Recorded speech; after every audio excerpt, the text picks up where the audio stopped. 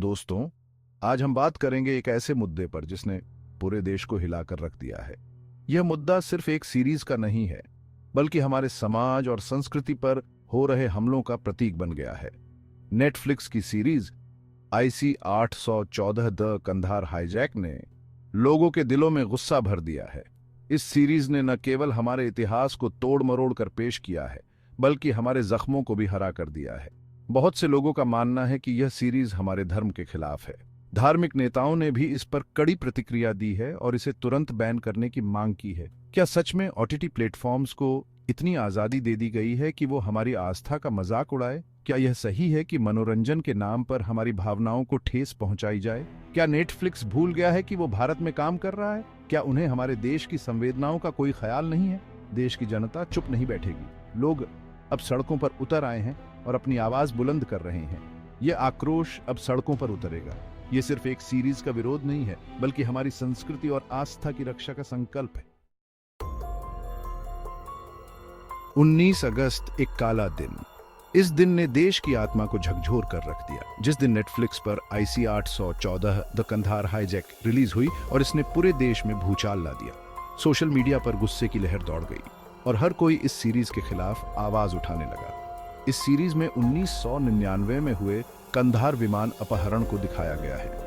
यह घटना भारतीय इतिहास की सबसे दर्दनाक घटनाओं में से एक है, लेकिन कहानी में बहुत कुछ गलत दिखाया गया है। कैप 2S कई तथ्यों को तोड़ मरोड़ कर पेश किया गया है, जिससे लोगों में भ्रम और गुस्सा पैदा हो गया है। आतंकियों के नाम भोला और शंकर रखे गए हैं। ये नाम सुनकर लोगों के मन में सवाल उठने लगे हैं। दोस्तों, ये नाम हमारे भगवान शिव के हैं। क्या यह संयोग है या फिर यह जानबूझकर किया गया है?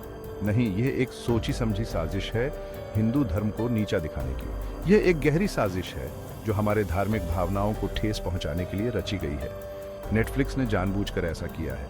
यह कोई साधारण गलती नहीं है, बल्कि एक सोची समझी चाल है। उनका मकसद है लोगों को भड़काना, देश में अशांति फैलाना और अपनी इस घटिया हरकत से TRP बटोरना। यह एक गंभीर मुद्दा है जिसे नजरअंदाज नहीं किया जा सकता। लेकिन हम नेटफ्लिक्स को चेतावनी देते हैं, हमारे धर्म के साथ खिलवाड़ महंगा पड़ेगा। हम इसे बर्दाश्त नहीं करेंगे और इसके खिलाफ कड़ी कार्रवाई करेंगे। देश की जनता का गुस्सा देखकर सरकार भी हरकत में आ गई है। जनता का आक्रोश इस कदर बढ़ गया है कि सरकार को तुरंत कदम उठाने पड़े। हमारे सूचना और प्रसारण मंत्री जी ने नेटफ्लिक्स को कड़ी फटकार लगाई है। उन्होंने कहा कि इस तरह की हरकतें बर्दाश्त नहीं की जाएंगी और सख्त कार्रवाई की जाएगी। उन्होंने साफ कर दिया है कि भारत में हिंदू धर्म का अपमान बर्दाश्त नहीं किया जाएगा। यह हमारे देश की संस्कृति और धार्मिक भावनाओं का अपमान है। नेटफ्लिक्स को अपनी इस हरकत की सजा भुगतनी पड़ेगी। सरकार ने स्पष्ट कर दिया है कि इस मामले में कोई ढील नहीं दी जाएगी। सरकार नेटफ्लिक्स पर एक्शन लेने की तैयारी कर रही है।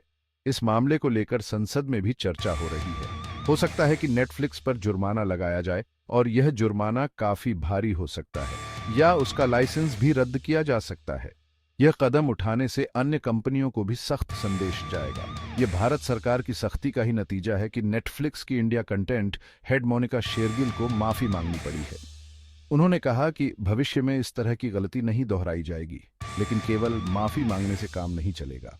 जनता की मांग है कि नेटफ्लिक्स को सख्त सजा दी जाए। नेटफ्लिक्स को अपनी गलती सुधारनी होगी। इसके लिए उन्हें अपने कंटेंट की समीक्षा करनी होगी और सुनिश्चित करना होगा कि भविष्य में इस तरह की कोई गलती न हो। IC 814 डी कंधार हाईजैक मामला अब न्यायालय पहुंच गया है। दिल्ली उच्च न्यायालय में एक जनहित याचिका दायर की गई है, जिसमें इस सीरीज पर तुरंत रोक लगाने की मांग की गई है। याचिकाकर्ता का कहना है कि यह सीरीज न केवल हिंदू धर्म का अपमान करती है, बल्कि देश की एकता के लिए भी खतरा है। न्यायालय ने इस मामले को गंभीरता से लिया है। उम्मीद है कि न्यायालय से हिंदू भावनाओं की रक्षा होगी। ये लड़ाई अब न्यायालय तक पहुंच चुकी है। देश की जनता को न्यायपालिका पर भरोसा है। IC 814 डी कंधार हाईजैक मामले ने राजनीतिक रंग भी ले लिया है। भारतीय जनता पार्टी भाजपा ने इस मामले में वामपंथी ताकतों का हाथ बताया है। भाजपा का आरोप है कि यह वामपंथियों की सोची समझी साजिश है, जिसका मकसद देश में हिंदू मुस्लिम के बीच झगड़ा करवाना है।